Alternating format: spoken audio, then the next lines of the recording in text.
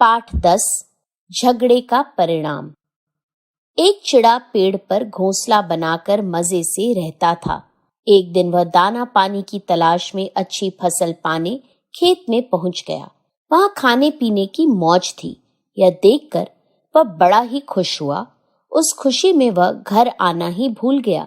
वहीं उसके दिन मजे में बीतने लगे। इधर शाम को एक खरगोश उस पेड़ के पास आया जिस पर चिड़े का घोंसला था। पेड़ अधिक ऊंचा भी नहीं था, इसलिए खरगोश पेड़ पर चढ़ गया और घोंसले में झांक कर देखा। घोंसला खाली पड़ा था। घोंसला अच्छा बड़ा था, इतना बड़ा कि खरगोश उसमें आराम से रह सकता था। उसे वह बना बनाया घर पसंद आ गया और उसने वहीं रहने का फैसला कर लिया। कुछ दिनों बाद वह चिड़ा खा खा कर मोटा ताजा हो गया, लेकिन उसे वहां अपने घोंसले की याद सताने लगी। तब वह वापस लौटा। उसने देखा कि उसके घोंसले में खरगोश आराम से बैठा हुआ है। उसे बड़ा गुस्सा आया। उसने खरगोश से कहा, चोर कहीं के, मैं नहीं था तो मेरे घर में घुस गए। चलो निकलो मेरे घर से। जरा भी शर्म नहीं आई मेरे घर में रहते हुए। खरगोश भी अकड़ कर बोला, कहाँ का तुम्हारा घर? कौन सा घर? अब यह घर मेरा है। तुम पागल हो गए हो।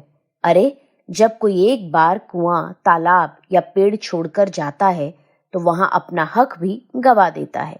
यहाँ जब तक हम हैं, यह अपना घर है। बाद में तो इसमें कोई भी रह सकता है। जाओ, मुझे बेकार में तंग मत करो। यह बात सुनकर चिड़ा बोला, ऐसे बहस करने से कुछ नहीं होगा। किसी समझदार के पास चलते हैं। वह जिसके पक्ष में फैसला सुनाएगा उसे घर मिल जाएगा। दोनों चल दिए। कुछ दूर एक नदी बहती थी।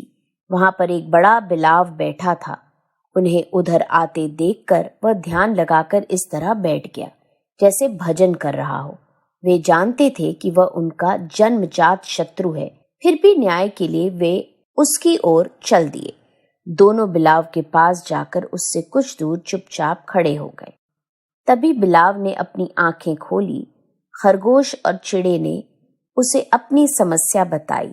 बिलाव बोला, बच्चों, मैं अब बूढ़ा हो गया हूँ, इसलिए मुझे न तो दूर से साफ सुनाई देता है, न ठीक से दिखाई देता है। तुम पास आकर अपनी बात मुझे समझाओ।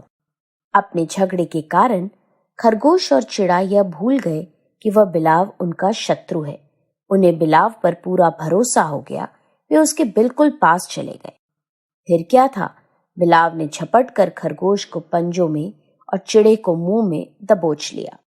अपने शत्रु को पहचानते हुए भी उस पर विश्वास करने के कारण खरगोश और चिड़े को अपनी जान गंवानी पड़ी।